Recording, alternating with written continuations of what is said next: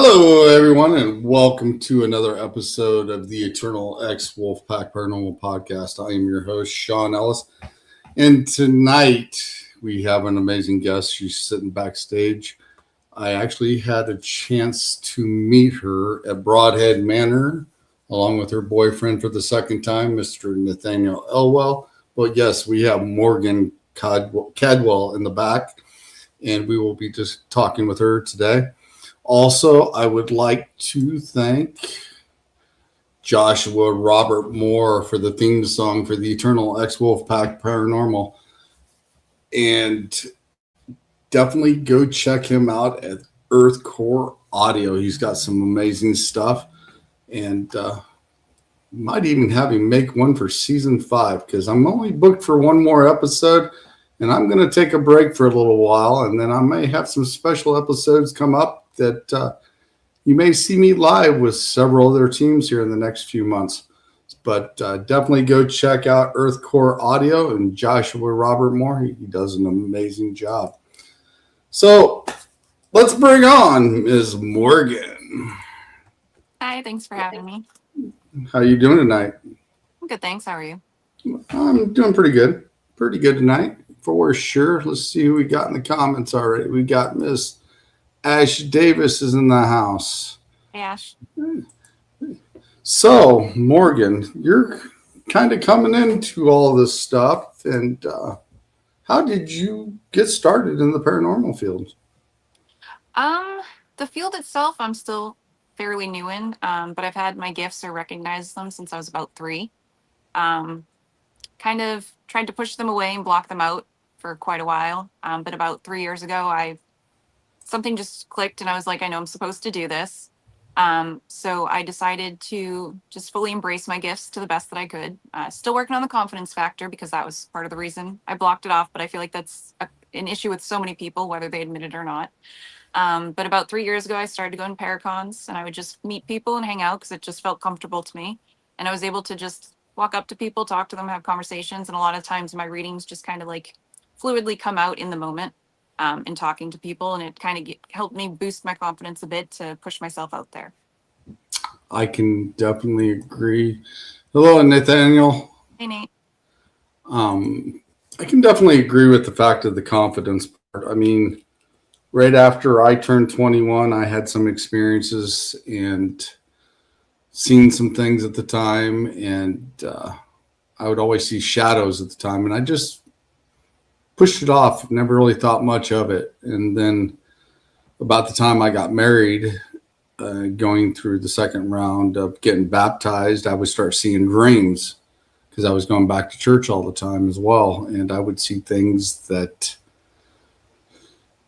would come true, and it would really start to bug me at times. It's like, I don't know if I really want to dig into this. And like you, I pushed it aside. And then when my daughters were born, I noticed they were kind of an empath, which I didn't know the terminology at the time. And they were seeing things and started intriguing me again. And then after my divorce and cage fighting, football coaching, all that stuff, I started getting into the paranormal field. And I decided once I joined the first team I was on, I'm going to go all out and I'm going to embrace everything. So, and when it did, it just come full bore. And like I said, I had a really good Reiki master and I have a really good shaman teacher, and been doing that for the last 3 years and constantly learning. Yeah. No, it's interesting when you block it out because it always just keeps popping back. I mostly blocked mine out because of other people, which is probably stupid. But it was the confidence thing. Like, people would use me as a party trick, but then behind closed doors, they'd be like, oh no, you're full of shit. You don't actually do what you say you claim to do. That was the main reason. But I mean, in all actuality, I've been doing this for over 20 years. It's just actually pushing myself out there is only the past 3 years. Yeah, you said using you as a party trick. So when you were growing up, I assume you were seeing premonitions and kind of seeing things back then as well? Yeah, so when I was younger, my earliest memories, I was 3. I was riding my little rusty tricycle in the backyard, but then right next to me there was this little kid, around the same age looking, in a bright red tricycle that would ride with me. Honestly, looked like the paintings of baby Jesus because they had short blonde curly hair. We'd never speak, but we'd always play, and I knew nobody else could see them. And then the next most vivid one was in middle school. This was when I was sleeping. It was the first time I got visited when I was sleeping. But before then, I'd have some premonitions, silly things like there was one premonition I had for it was my grandfather. It was on Christmas Day, and this was like the summer before. And we were just sitting there, and all of a sudden, he put a bright red bow on his head and started like playing with his dentures because they freaked me out. So he used to make his dentures flap around. And then he did it that following Christmas.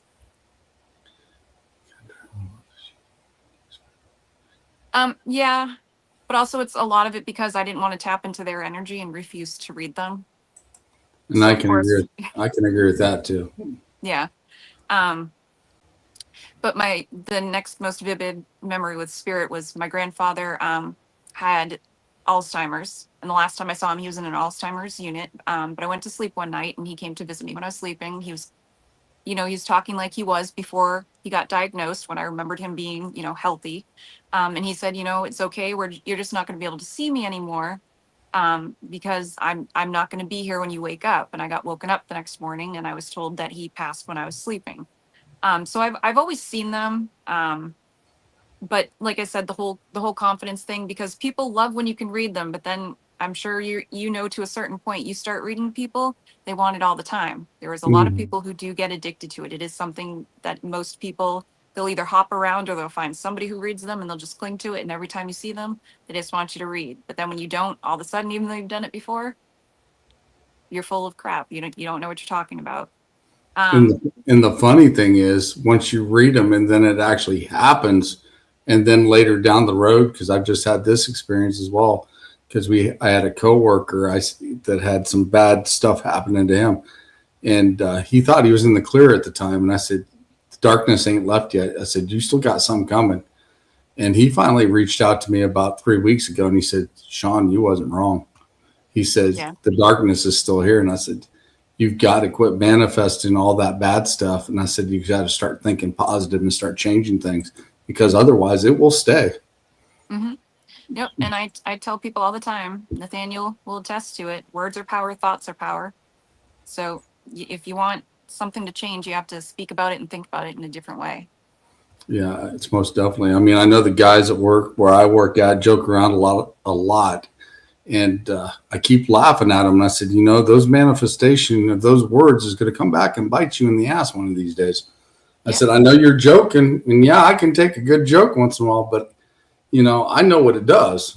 I know what it'll do to you, and it'll end up coming back and haunting you. hmm And people don't get it, especially when you can read energy. Now, do you actually read the people, or do you read the energy off the people? You know, that's a good question. I wish I knew because I will even sit there with Nate all the time because the things that I get sometimes I have no clue because I will get things that are from people's future. So I'm assuming I'm reading the people to a point because I've had people who will call me a day after, a month after, sometimes even a year after saying something that I said to them when I was technically doing a reading for them came true that they didn't know about. Um, but the thing is, I don't just read people and energies. Like I said, spirit always comes through as well because, well, not always, but most times spirit does come through with it. So I'd say if I had to think, if I had to say what it was, I guess I was reading the people because actually now, John, now you've confused me even more. I don't know what I do. Well, people do see through spirit, so that is possible. And I myself, I read through energy. Mhm. I read the energy off the people because you can actually tell 100% if you are going to get along with that person or not. You can tell when you walk in a room certain people that just don't like you. You can tell by just the energy around them if you can get along with them, and it pretty well stands out, and it actually holds true. So I mean, everybody's different. So yeah, it's possible. I mean, you could be very unique and actually be able to read both. Yeah. I'm not sure because I am one of those people that sadly I think everybody's nice. So maybe it's just I ignore the energy. I'm not sure, Sean. Now you're giving me too much to think about. I know. We started talking there at Broadhead, and we started digging into some conversations and stuff, and we started digging into the Reiki. And I asked you because I know the first time I met Nate, given the way we practice, we just have an opinion that reads both. Yeah, okay. Hang on a second. Finds this. I do find cemeteries calming. I do like being They in are. cemeteries. I do like, and I actually like walking in the dark, especially down dark paths or going into dark places. I Yeah. like that. But the first time I ever met Nate, I did some Reiki with him and did some energy work where he could feel that energy on his fingers, and it freaked him out. Kind of looked at me like, shook his head. He couldn't explain it because I know Nate loves to debunk stuff. And he's sitting there looking at me, and I was like, I don't got nothing, Nate. I don't have anything. And I know I asked you when I said it, did he ever say anything to you about it? And Yeah, I don't recall it because I go to Reiki. I try to go to Reiki at least once a week to get it done. My friend Robin is the one who does it. Um, and I tell him because I don't know how else to describe it. I'm like, I've not taken the courses to do it. I love when you get freaked out though. You make the funniest faces. It's enjoyable. he does. It's awesome. I like it. But I also like the conversation when I do talk to him because we can really dig into things. Yeah. No, because I've never done it though. Actually, at Broadhead, so there when we were doing the investigations when we were running some of them, the one that we did on Saturday, there was this one guy in the group that kept saying, "I'm cold. No matter where I go tonight, I've been getting this cold thing." So it was the first time I actually really tried to move energy, and I was trying to push the cold away, and he was like, "I don't know how you're doing that, but you are putting such hot heat on me." And everywhere I moved my hands, he's like, "I can feel it moving up."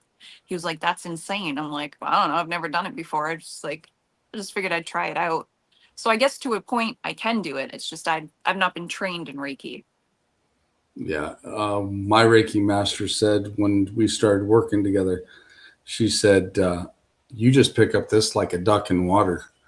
She says it's unreal. She says you just pick it up, and then she gave me the Menaki rights, which that would really be good for you because you said something about a little bit of anxiety once in a while, Hmm. and the Menaki rights help you ground to everything and convert that energy or good energy, vice versa, however you want it.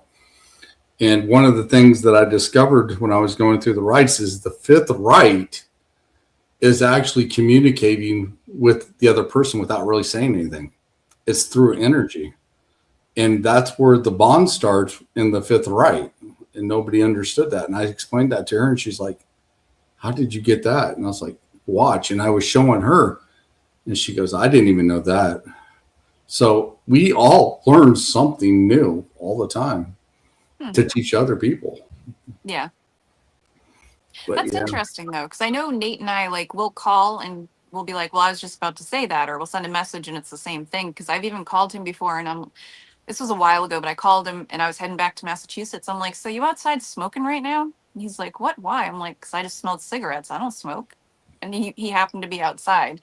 But it's interesting because like we'll send messages and he'll be like, "Are you psychic or something?" Because I was just thinking that. So here's the thing that I've learned over the last several years, and I've actually linked it to energy work.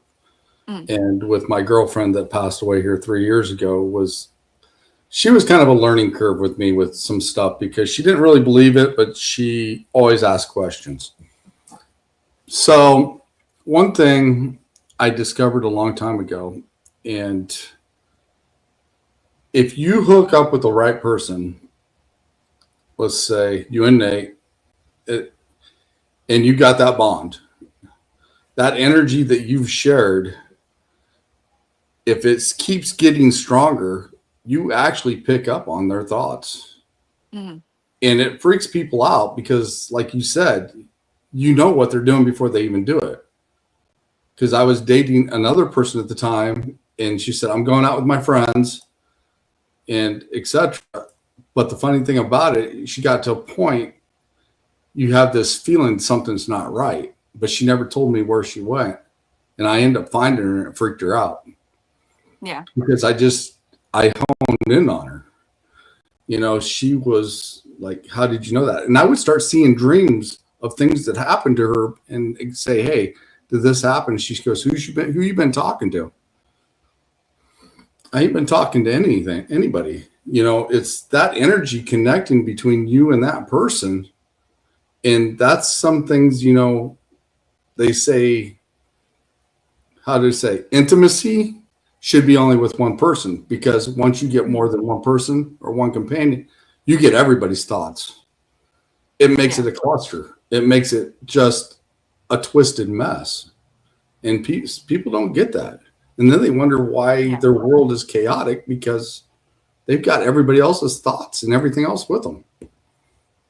Yep. No, and people never factor that in. Like when they, you know, get further into a relationship, they don't think of every step further you take, the closer you're bonding with this person on like every level possible.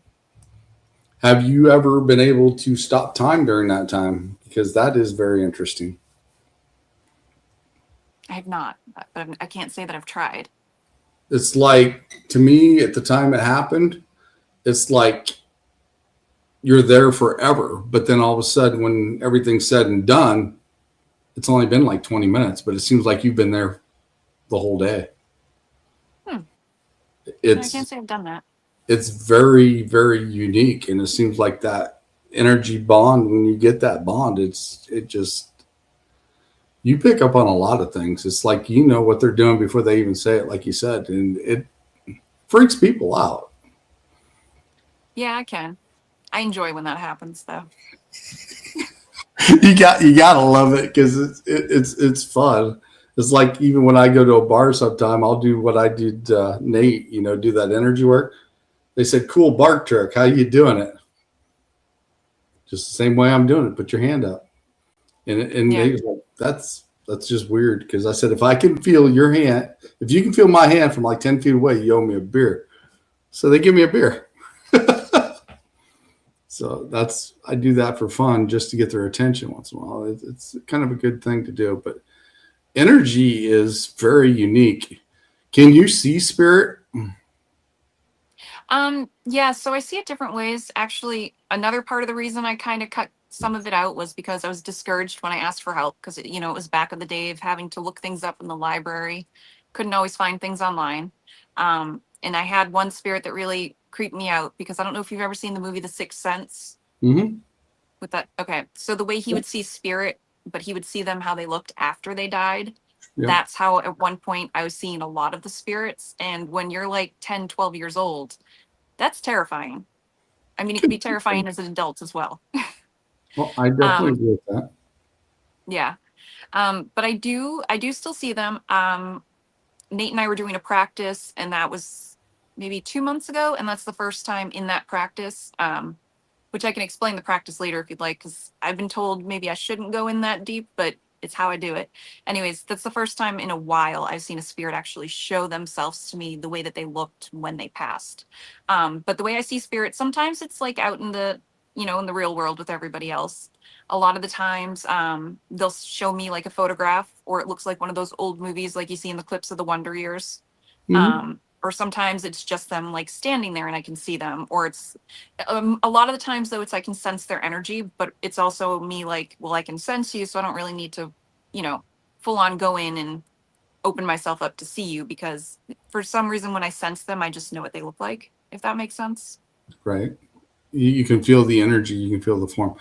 To me, there's only been 2 times I've actually seen a full apparition 100% dead on. One was at Broadhead Manor, the first time I was ever there. And Bill was giving us a tour of the place of where not to go and where to go, because they just opened up and they were getting organized. And I could have swore, because everybody was standing around down by the boiler room, and I could have swore Bill walked up the steps and his dog followed him up the steps, and he kept going. I was like, well, why is everybody just standing here? So he walked up the stairs, and I thought it was Bill. Walked up the steps, took a right. And I was like, okay, I'm following Bill. I went up the stairs, took a right.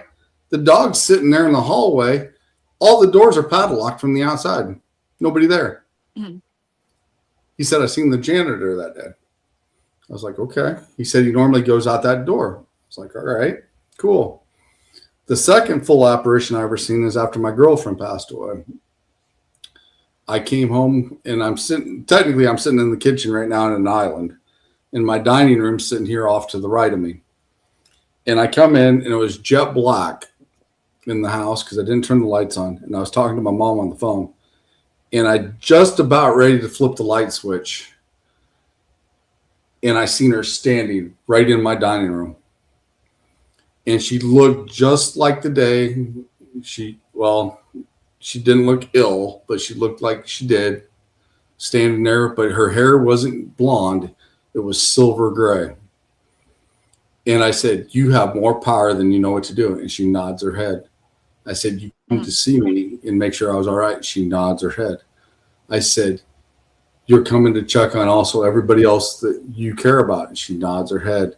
I said, "You'll be around here quite often." She nods her head. And she turned around and she walked straight out my front door, right through the wall, and left. And I'll never forget that day because it dropped me to my knees, and I was talking to my mom on the phone, and I'm like, it made me cry. It was that powerful. It made me cry. And 3 days later, I ended up getting a dog. Somebody brought me a dog. And she always said, the dog kept her out of trouble when she was going through her divorce and everything like that. And it kept her sanity. And I ended up getting a dog. And 3 days after the dog was here, at 3:00 in the morning, the dog started barking. And all of a sudden, my ears just started ringing. Bad at 3:00 in the morning. And I could hear her voice as plain as day. She said, "Sean," she says, "my mom and dad's not going to let you come and get anything. They're not going to let you come and get any of the stuff that we collected, put together, or anything else." And she said, "Just remember what we had was real. I'll always love you. And promise me one thing." And I'm not going to say what it is on here, but I've got to take care of something before I die because she doesn't like it. It pissed her off royally. Mm-hmm. And then she also showed me how to cross the veil. She said I was capable of crossing that veil anytime I wanted to. And every time I wanted to go see her, I could go do it. And I do go see her. I cross that veil and I see her when I just wanted to go talk to her. And people don't understand. You can do that. Yeah. She is very accurate with her descriptions, right down to the money on a ship and had no clue it was involved. Oh, sorry. Oh, I'm so sorry. Nathaniel, the one she did for me without even meaning to tap, it was fucking wild. Yeah, but we are so capable of doing so many things and people don't even realize it. And if we train our mind to do it, we can do anything. Hey, Christopher Michael. Oh, it was Derek. I call him Christopher Michael. He looks like a Chris, doesn't he? Derek's unique. I like Derek. He's funny. No, he is. We'll be hanging around here pretty soon on an investigation. But yeah, and also, when I see a spirit, it's kind of like seeing heat come off the asphalt in the middle of summer. That's how I see energy in a spirit. So, hey, what's up, bro? I had a gremlin, so I missed the last part of that. I'm sorry. Oh, when I see a spirit, normally, like I said, I've only seen 2 full apparitions ever, and I see it like heat coming off the asphalt. So it kind of looked like you see Predator in a movie when he's cloaked. That's how I see spirits in front of me. He does look like a Chris. No, that's neat that you see it like that, though. I've not heard that before. But yeah. So I know we got to talking about doing some energy work and some Reiki. And we were talking about when we were down at Broadhead a little bit, what I was doing at the Masonic Lodge.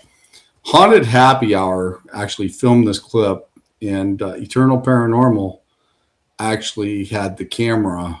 There was like $3,000 SLS that picked this up. It's got heat signature. But this shows how energy transfers to people right here. And I've showed this before.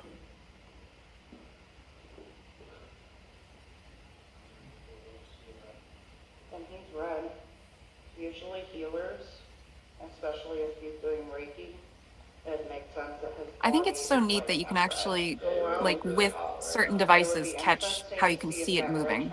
Because you can see her hand is turning the same color as mine. Hmm. And I'm like 5 foot away from her at the time.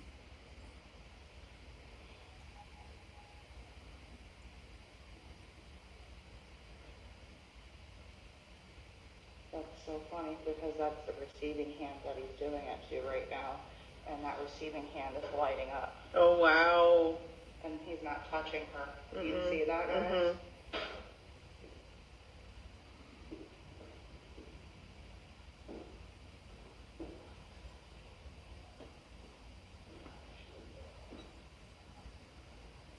That night was actually her 28th birthday. I'm so sorry. I had a gremlin again. I said that night was actually her 28th birthday when she came on that investigation, and I actually did some energy work with her. Oh, okay. You know, I think I know what causes all the gremlins when I pop in on podcasts and everything. Because I feel like even just talking about energy and all this stuff, it builds up the energy, and spirits and everything already love the electronics. So when you talk about them, I feel like it makes things go a little wonky. Yeah, we can do that, Derek. Just name a day. They're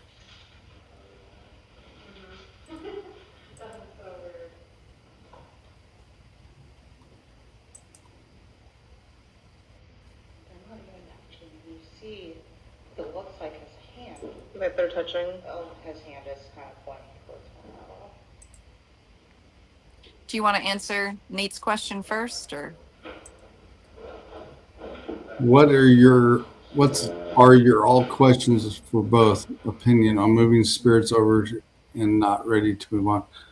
I don't move them on unless they ask me to move them on. Yeah, I've not moved one on, but I would never attempt to move a spirit on that wasn't ready to go. But I will say this. I have had some spirits that were very uncooperative, very mean, attached to certain people that I did take out and take care of and move them on. And I actually put them in salt and disintegrated their energy because they would not move on. But they were doing harm to a 12-year-old child, and I didn't believe in letting it sit around and keep bothering a 12-year-old either. So I feel like that's a completely different scenario, though, as opposed to some people who just go to locations or people's homes. If it's causing harm, that's a completely different thing. yeah, if that's the only time, I mean, I've moved probably entrapped, I should say, probably 12 bad ones and gave them new homes because of the fact of doing harm to a child or being malevolent in the house. Mhm. So I actually condoned or actually said that was right to do that. But otherwise, if they're there, I've had a investigation where an older lady, she was in her 70s. She actually called me. She says, "I've got some stuff here in the house, and would you come check it out?" And it's just right after I started the new team, so I had some rookies, and I said, "Meet at the house." And we got there. The lady was nervous. She was so worried we would find something evil in her house. And the first thing I said when I walked into the house, I said, "I know it's nothing evil." And she goes, "How do you know that?" I said, "Because your house feels like it's a warm house. It feels homey. It's not nothing bad." So we stuck up some of our equipment and we put laser grids up and we started seeing shadows pop up. And we went outside, started debunking all the shadows going across the windows and everything else. And we put up an SLS in the back and put up a voice box in the back. And we started getting activity in the back room. And it said demonic, devil, and started laughing and stuff. And 9 times out of 10, when I hear that, it's a kid spirit trying to scare the hell out of you. They're trying to scare you, make you leave. Mm-hmm. And I walked back there and I felt the energy wasn't bad. And and stuff. And the elderly lady says, I hear something talking back there. Can I go back there? I said, sure. So she left her walker in the kitchen. I walked her into the back area, and she goes into that room and she goes, hello. And it goes, hello. It talked back to her. And then it said, old. And she goes, I'm not old, and they started giggling. So 100% we figured out it was kids. Yeah. And she ended up going back into the kitchen. She goes, Sean, what are you going to do with those spirits? And I said, we can get them to leave light. But I said, one, they're not really causing any problems. And I said, two, the things that you're starting to experience and the things that we're seeing here, they're looking for attention. So when they tug on your pant leg that you feel, or your cabinets are opening, or you hear something knocking, they're wanting attention because they're kids. I said, play a song, play some music. She goes, I play music every day. I said, play some music. And I said, pick up a kid's book and read it. And she goes, okay. She says, but if I ever have a problem, I got your number right here on my fridge. I said, okay. So I let it go about 3 weeks. And I finally went back to her house and I knocked on the door and she opened it up. She gave me a big hug. She goes, Sean, she said, I'm so happy you stopped by. She said, I was going to sell this house, but now that I know what's here, she says, I'm not leaving. And she says, I don't have any problems anymore. Yeah. And, that to me was the greatest thing, to me, and made me feel amazing, is in the fact that I got to help her. So, but, that was, that's the reason why I do investigations is to help the people and let them understand what's going on. And, that one was a good one for me. Yeah, I feel like so many people, because of certain TV shows, have this fear that everything's demonic when it's not. Oh, yeah. So this practice. So when I mentioned the first time I saw a spirit with that showed me how they looked when they passed. So the way I'll start off with how we practice. So the way that Nathaniel and I practice is he literally goes, okay, are you ready? And I go, yep. And he goes, okay, start. That's all it is. I don't know what type of location. I don't know if it's a person. I don't know where we're going. So I just sit there and I close my eyes and I get to the point that I feel like I am tangibly able to touch the walls. I feel my feet on the ground. To the point that certain spirits have noticed me when I'm walking in their space. But I was in one room and it was a bunch of like weird kind of empty rooms. And there was this one room that there was, I saw a girl from behind. She was a blonde girl with like curly hair. And she seemed sad, but she didn't seem like mean or anything. But when she turned around, her eyes were oozing. So that's the first time recently that the spirit came through again. And I saw how they passed. And actually, Shelly from EVP, I was telling her about that story. And Nate already said it was the H.H. Holmes house. And she was like, oh, there's a little known fact that he did kill 2 girls. He murdered 2 girls and poisoned them. And one of the things that happens when they pass away is their eyes start to ooze. Which makes complete sense because at first Nathaniel was like, well, there was a thing that they dropped in acid, but her face was still there. It was more her eyes. Right. But anyways, I was walking through the house and I was like, it's weird. There's a man who dresses like he's an older man, but he's not an older man, but he very much shows people that he's an older man and it doesn't make sense. I said, but also I'm in this living room. It feels like it's a living room, but it's completely empty. There's not even a chair or a couch. But when I said couch, it was a very deep, raspy man's voice. Mm-hmm. And then Nathaniel decided to tell me that it was H.H. Holmes' house, who I did not know who that was. And that he used to dress up as an older man to try to get people to come to his hotel or whatever it was. Mm-hmm. And that is who it was who was speaking through me. So Nathaniel's no longer allowed to choose locations like this. I'm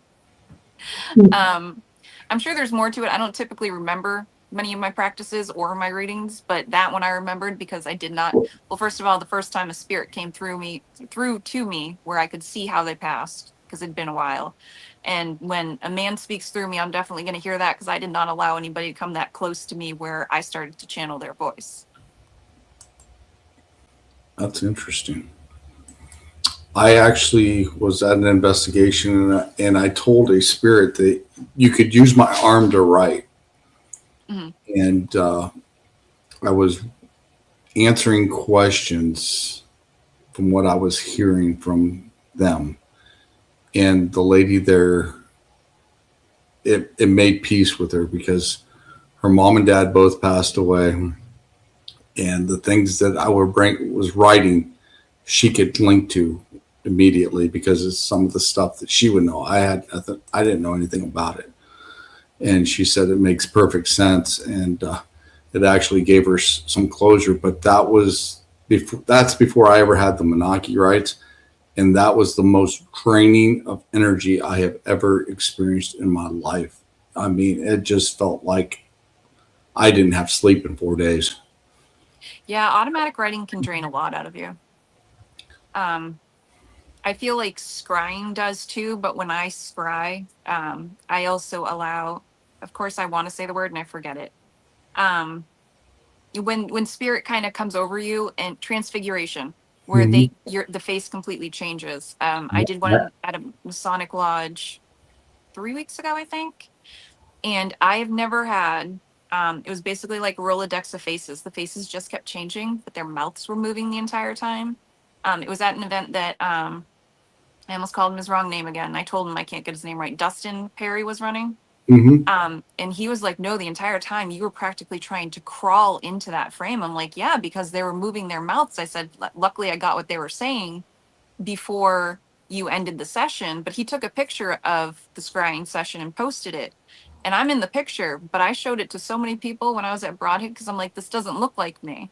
Because like I said, I allow spirit in so close and everybody looked at the photo. They're like, that's not you. I'm like, no, that's me. I'm like, look at the blonde hair. That is me sitting right in front of the mirror. But Me and actually Kat Armstrong, we were up in Galena at the outpost and we were scrying and she actually has a picture of me and it looks like I'm 98 years old. And I have a picture of her that looks she looks almost as old. And we were scrying that night in the outpost up there in Galena. And yeah, it can do some different stuff for sure. I've seen this person where her physical appearance has changed. Yep. I can agree with things like that. I've seen things like this happen. And, our mind can do some amazing stuff for sure. And, you said you were reading Nate's mind that night where H.H. Holmes. Have you done astral projecting? Yeah, so I've asked a couple people their opinions on it. They say that must be what I'm doing when I practice because like I said, I feel like I'm there. Like I can feel the ground under my feet. I'm in there. No, Ashley, the video I sent you is actually from my YouTube. That's when I went to the Shanley Hotel when it was the man's face that it turned into. This was at a Mason Lodge in Weymouth, Massachusetts. Sadly, I don't have a video of that one. Sorry. But yeah, most people have said I must be astral projecting, but I've astral projected before and I don't feel like I can put my hands on the walls as I'm walking down the halls. I can feel the walls. I feel everything under my feet. When I've known that I've astral projected in the past, I've not been able to tangibly feel things, but when I practice, I do. So I'm not sure if that's astral projecting versus remote viewing. I just do things. I don't know the terms. Remote viewing, you can normally just see. To me, it's seeing because I've done remote viewing as well. I've actually was on a podcast with a group of people one night, and I don't know if you can find it or not, but it was with the Wraith Hunters. And I was leading them down a path and to a location that I've never even been there. And there ended up being a hut and stuff there. And I've never been to that place before in Texas ever. And I was helping them that night, and I could see things that before they even got there. So, and then to me, astral projecting, is like I do more of my astral projecting when I'm sleeping at night and being able to go into other dimensions And you can feel it just like a dream because you can control it, you can feel it, you can understand it. And sometimes you don't get answers for sure. Because there's been times I've just got like hieroglyphic signs when I was going through my Menaki rites. I was getting signs and I'd write them down when I got up so I didn't forget them. Mm. And me and the Reiki master was going through them and trying to figure it out. And we figured out the list of things that I've gotten written down are the things that I'm capable of doing. And I haven't even scratched the surface yet. No, it's the same. I keep getting told that I'm. Yeah, Ash, that's why I worry about practicing sometimes when Nate's in New Hampshire, because I don't know if he'll be able to bring me back if I get too deep. But I've been told the same thing as you. Like, I've not even scratched the surface of the gifts that I have. And I told Nate this a few months ago. And ever since I said that to him, I was like, no, I'm coming into more gifts that I don't even know about. Ever since I said that, people who didn't know that I've said that have like said the same thing to me in front of Nate. And he was like, nope, Morgan said that a little while ago. And I even told you that when we were at Broadhead that Yeah. you're going to be opening up just like I was. Mm-hmm. For sure. And like I said, it's sometimes it's like it feels like overload. It's like a download in your head, and you just got to stop and take a breath and start separating certain stuff at the time because sometimes it's too much. Yeah. Mm-hmm. Probably. But yeah, it can get very interesting. I mean, scrying, I've done that. I've even done tarot cards. I used to read tarot cards with Pam Harris on her show, Serene Divine. I was the co-host with her. And I would actually let her read her set of tarot cards first. And then I would lay mine flat down on my laptop. And when she got done, I'd read my section of the reading. And the funny thing about it is I would turn up the same card she would. Yeah. And we've got that on when we were doing it live. And, you know, that's pretty rare to be able to turn over some of the same cards. I mean, she has the same deck as I do. Mm-hmm. And we were using the same type of tarot cards. But to come up with the same thing is kind of rare. I use automatic writing many years. I don't have the ability. I just saying it happens. Sometimes I write my answers with left hand and hand. He's forever in denial. I just let him live like that. It's fine. I'd like to see him open up because I know he loves to debunk things, but I know he's more into trying to debunk it than. I mean, Nate goes for the scientific term of it, and that is great to try to understand it. But there's some things you just can't explain. And yeah, but he, like you said, he goes more for trying to understand things. I think it's more of a coming from a place of trying to understand than it is necessarily debunking. But you have to debunk to try to prove things. And it could be a conflict of interest with his guides trying to tell him to open up, and he's wanting to do it the scientific way. I have the same problem with the, yeah, I mean, I've seen some things as well. Yeah. So what's one thing you'd like to see in this paranormal field change that you, I know I see a lot of negative stuff, but what's one thing that you'd like to actually see change coming into it new? Coming into it new, probably the negative attitudes that some people have, but also like the jealousy factor. There's enough room for everybody to be able to do their thing without people getting so like angry and their panties in a twist about what other people are doing. People are going to do some of the same things because there's a lot of people with abilities in the paranormal. There's going to be times where different types of abilities overlap. Like, in my opinion, I'd say kind of get over yourself. It's not that serious. There is enough room for everybody to do what they want to do. And everybody actually does some things different at times. I mean, your abilities to be able to see certain things different than I do. Mm-hmm. There's nothing wrong with that. There's, not at all. I mean, and being able to put the links together and stuff, because when I was going, like I said, through my Menaki rites, I was having dreams all the time. And I actually had Anubis come up to me and was explaining how to do crystals a night before an investigation. And what he showed me is what I did to the little boy that night, the next night that had the attachments, is what he showed me to do. Yeah. And if it wasn't for him, I would have had no clue. And that's how I learned how to do entrapments and help that little boy that night. So, I mean, everybody's guides will teach you different. They will show you different things. And there's really no wrong way and there's really no right way. It's how your guides show you.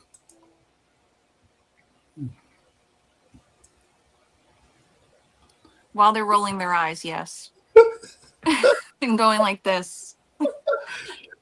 But I agree with what you say completely because I don't know. I feel like sometimes certain people might rub the wrong way, but when I go to conventions, my favorite thing is I go up to people and like I said, I start talking to them. Sometimes I'll just start reading them organically, but I just love to ask them like, what do you do? Like, what are your abilities? How do you see them? And I've noticed, and I told Nate about it too, and I'm not sure he quite noticed them until I pointed them out. It's interesting because there's so many different trends. All these people that like have issues in the community with each other, you actually have so much in common because there's so many different trends in the paranormal. There's like histories of trauma, histories of domestic violence. There's Mhm. military, that's a huge one that goes across people. Adoption is actually a big one. Problems with addiction, whether it's yourself, close family. There's so many different trends. And abuse. Yep. Abuse, yep. And there's so many in that, and nobody's an expert. So even just having a conversation with someone, whether they're your favorite person or not, I'm sure there's something that you can learn from them, a little trick that they do, something that they've incorporated with how they do what they do. I just don't understand the bullying that I've seen go on to a certain point, and then just people not liking other people for absolutely no reason except for the fact that, like I said, maybe they're jealous because you're doing kind of the same thing. I, I'd say that would be the best thing to be able to change for the community if that was possible. I can definitely agree with that.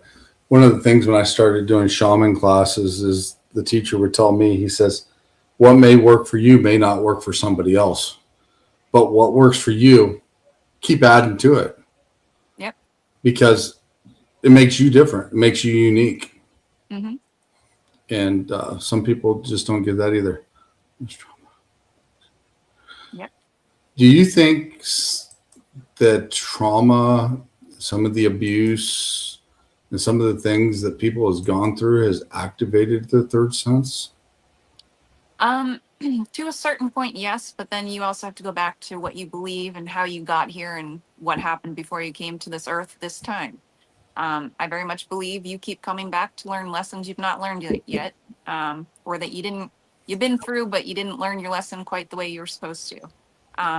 But no, I feel that certain people that go through these things, it's not their first time going through it. So I think it definitely does, to a certain degree, heighten their abilities.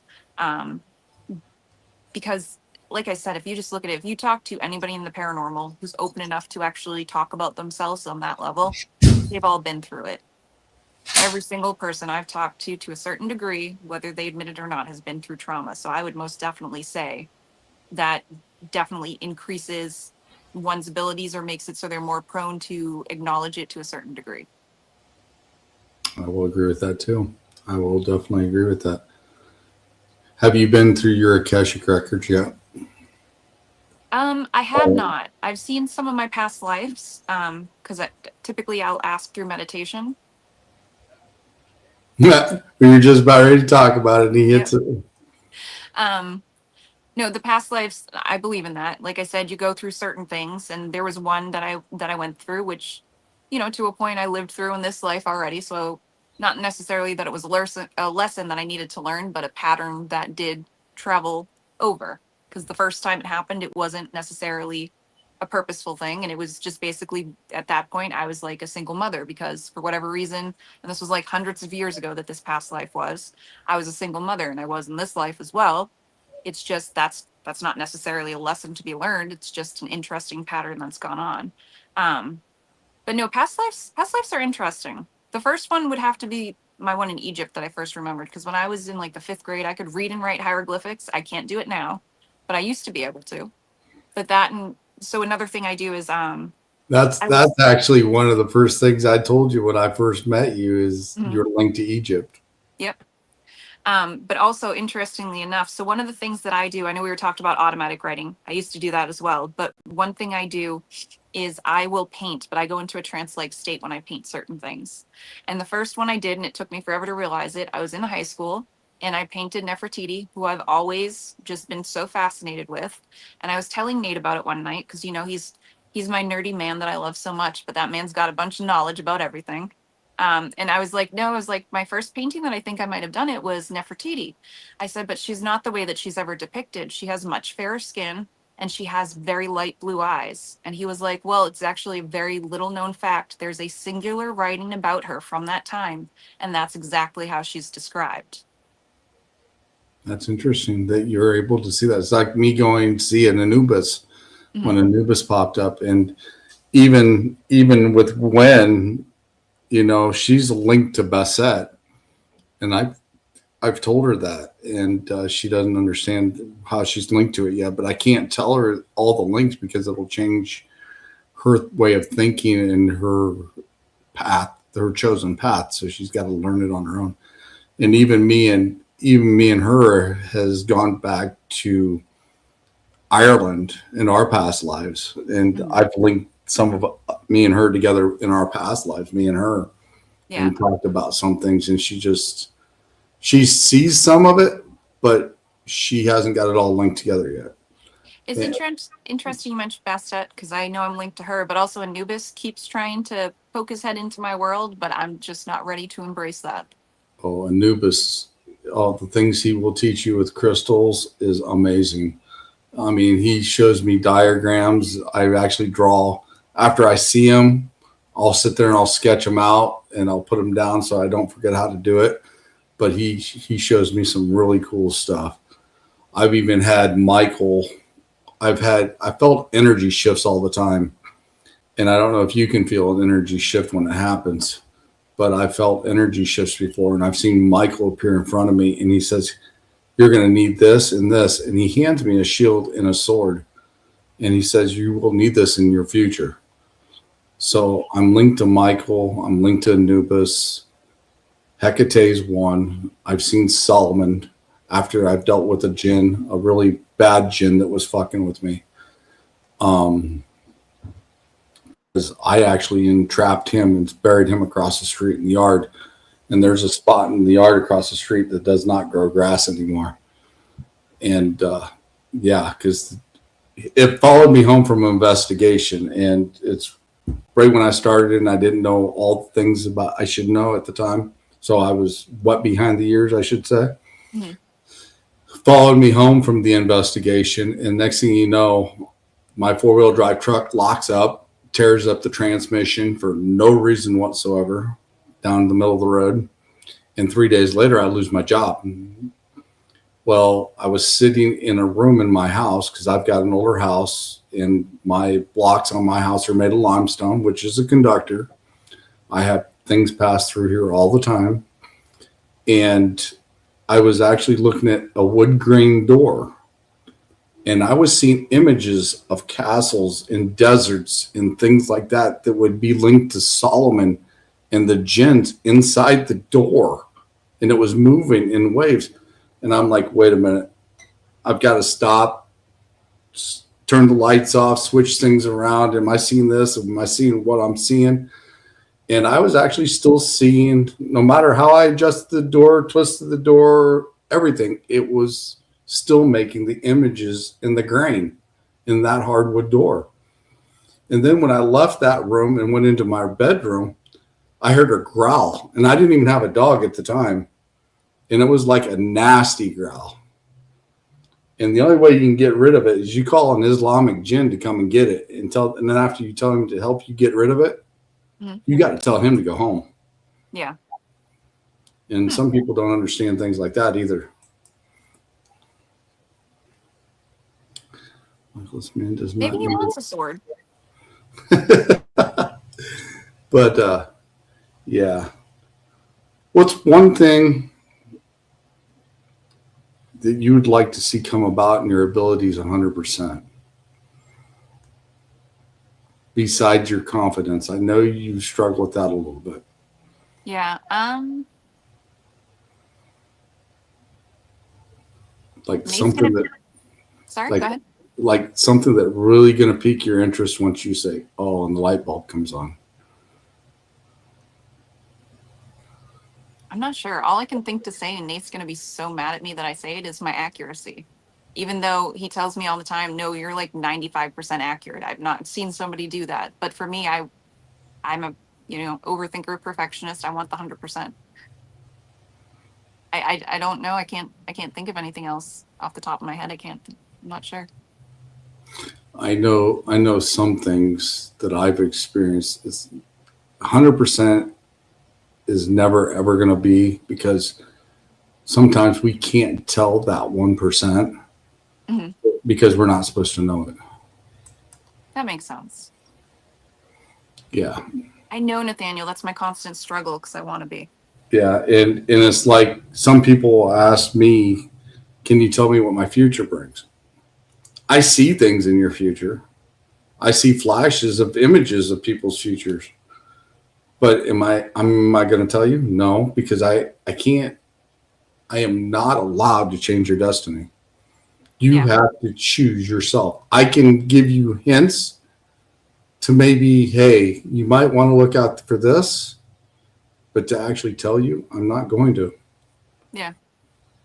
because that will alter my destiny, and I don't want that. Well, I get that. I've seen things in people's futures. It's just I don't know it's their future. It's just something that's shown to me when I'm in the middle of giving them a reading. So I tell them, but it's things that they're just like, oh, that doesn't make sense. And then they get back to me, like I said, like a day, a month, a year later, and they're like, oh, remember this thing from your reading? I'm like, no, not a clue.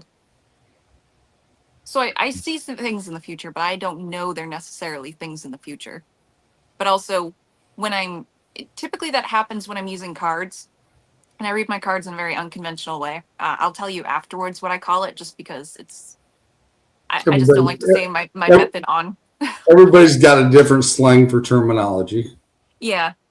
But the way I do it is I have people shuffle their cards. They spread it out on a table in like this huge circle, and I just pull cards. I don't even look at them, and I read it. So I get so in the moment because I'm moving the energy that I'm kind of on an energetic high, and I don't remember anything that I Hmm. give in readings unless it's something that like was kind of crazy and I remember.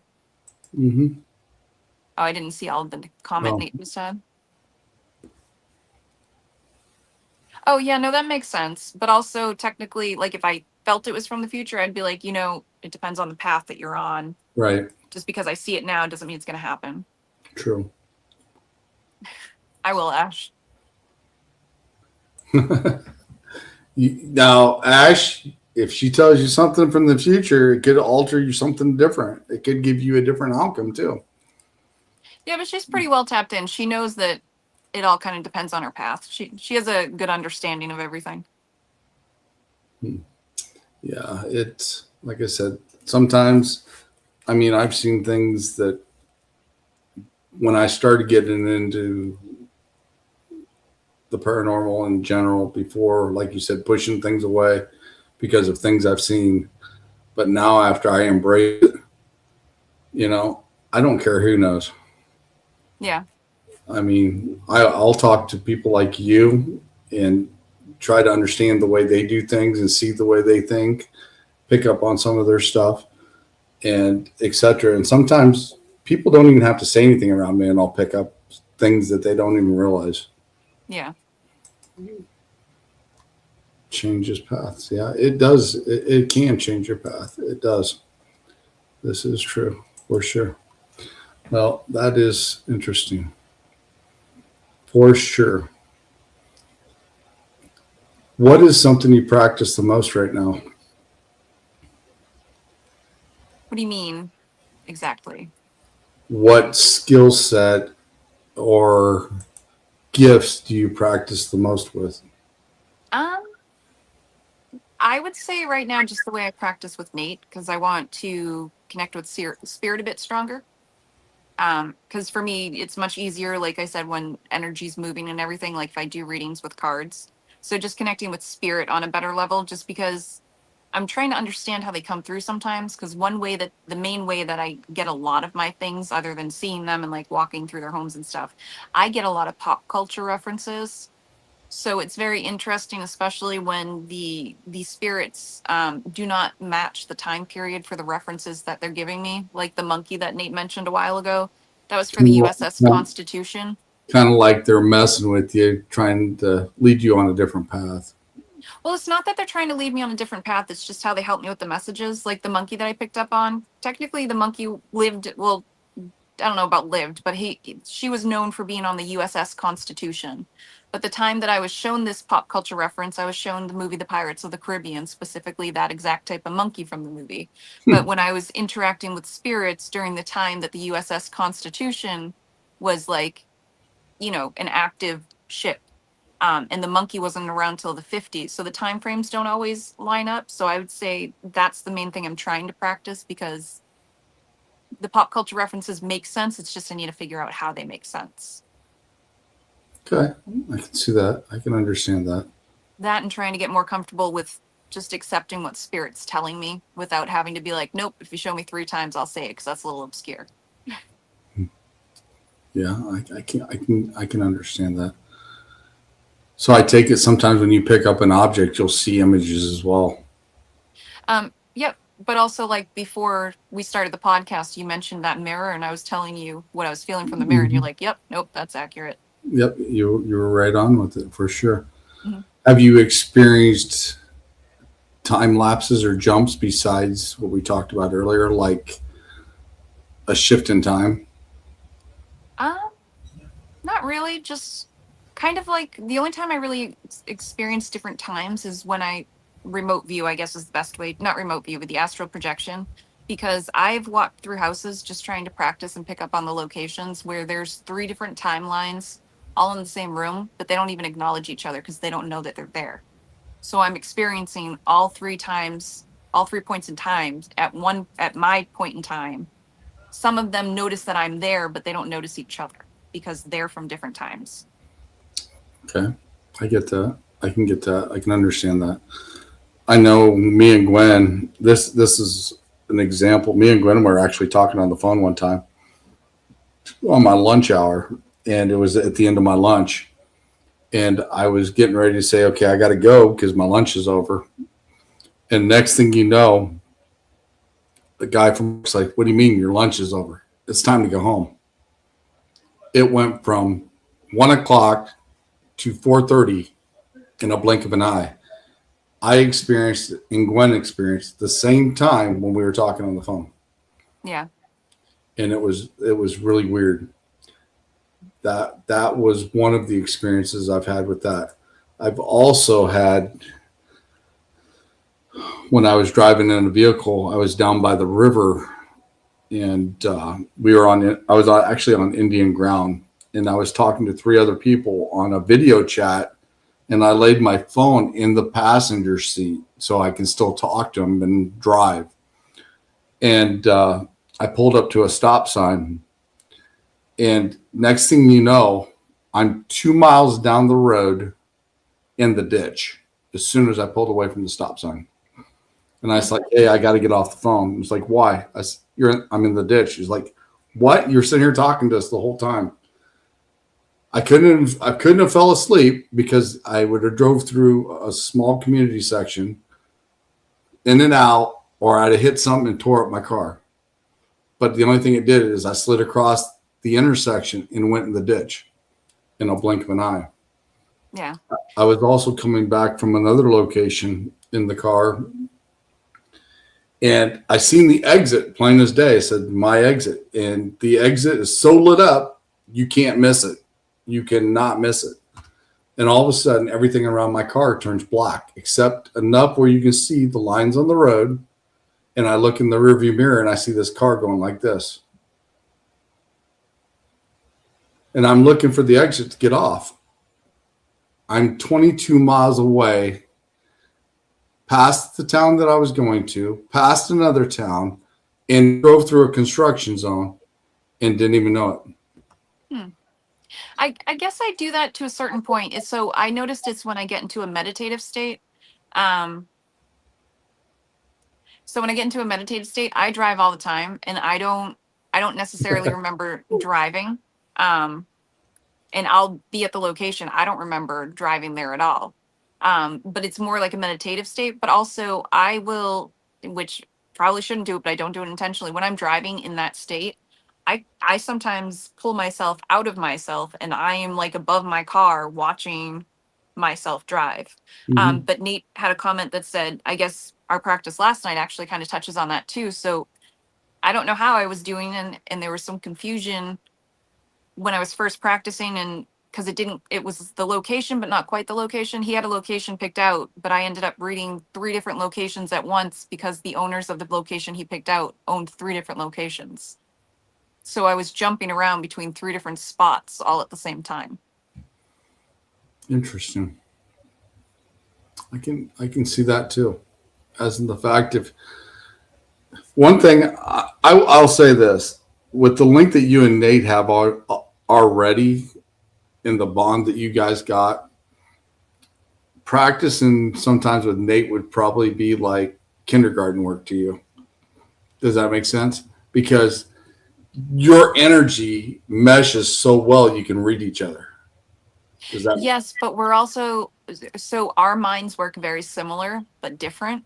So there's actually a lot of times where we will butt heads just because of miscommunication, because our brains know exactly what we're thinking, but we're kind of like go this way with it. But we're also, he's water and I'm fire, and we're both stubborn as hell. So it should be kindergarten work. It should be.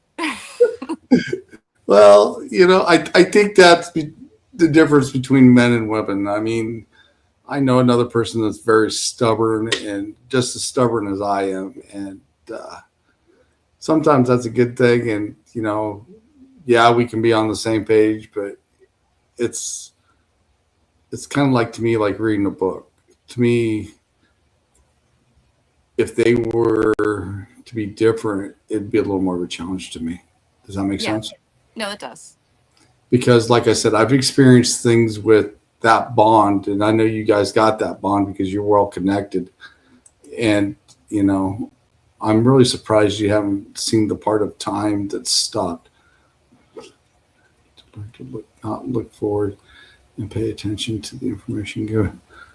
Well, like I said, I know that Nate's got abilities, and I'm just waiting for him to wake up with them as well. So You and me both, brother. I tell him all the time. I'm like, if you just tapped in, he's like, not that I've got abilities.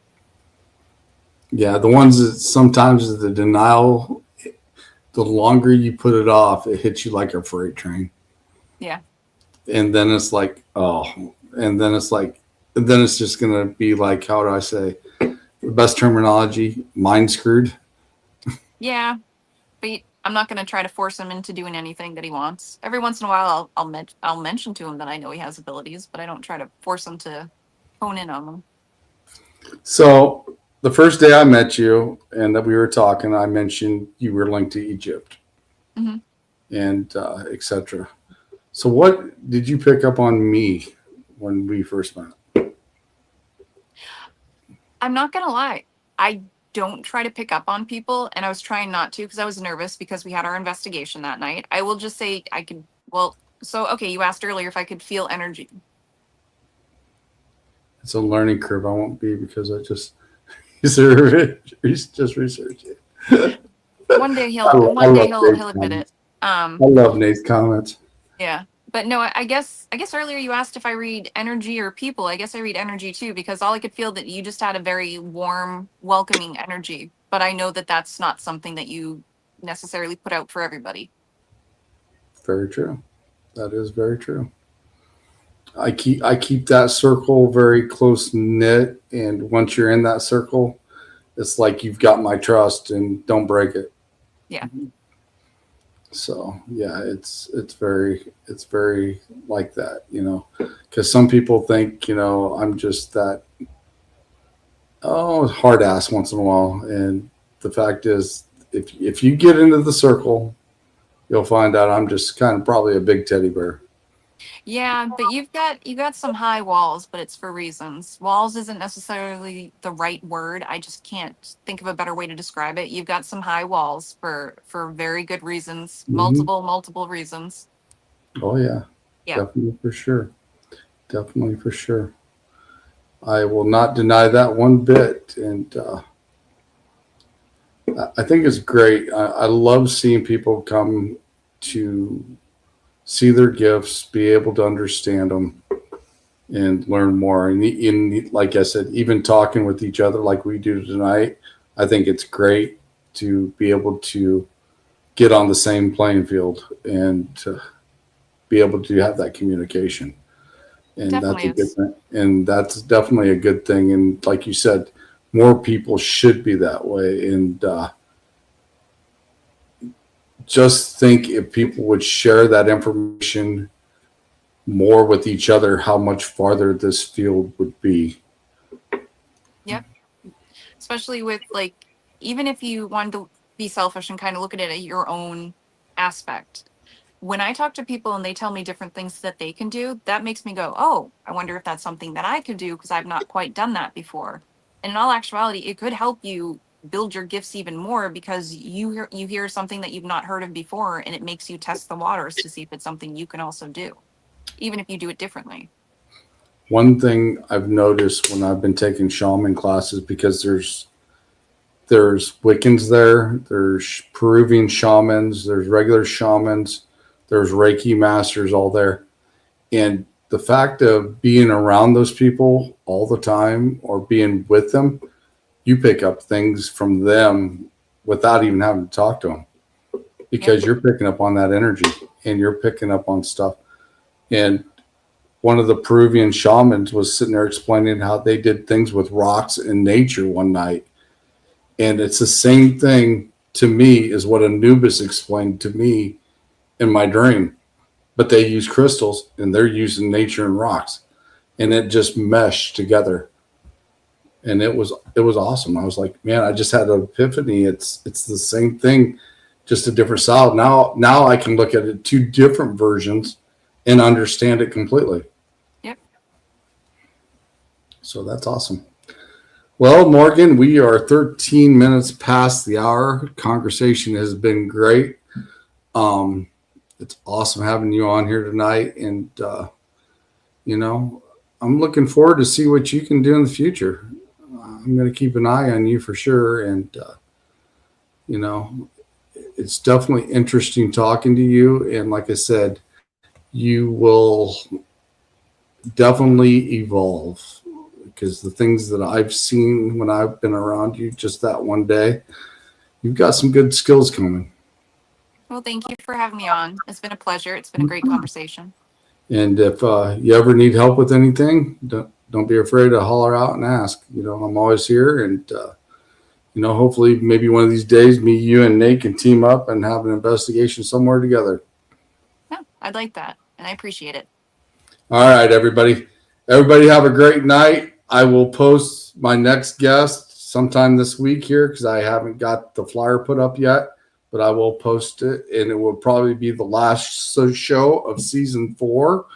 And then I'm going to take a break for a little while as well, and might have a few specials throughout a couple months here, and you'll see some live investigations and me actually teaming up with some other teams as well, like Haunted Happy Hour, Eternal Paranormal. Um, let's see, Jamie Lynn Keller. And if I can't say the other person because otherwise they'd know I'll be coming. So I kind of want to keep that a surprise. But everybody, have a great rest of your night. And thank you, Morgan, for coming on the show. It was great to have you on. And we'll definitely have you on again in the future. Definitely. Thank you. All right, everybody, we're out of here. Night.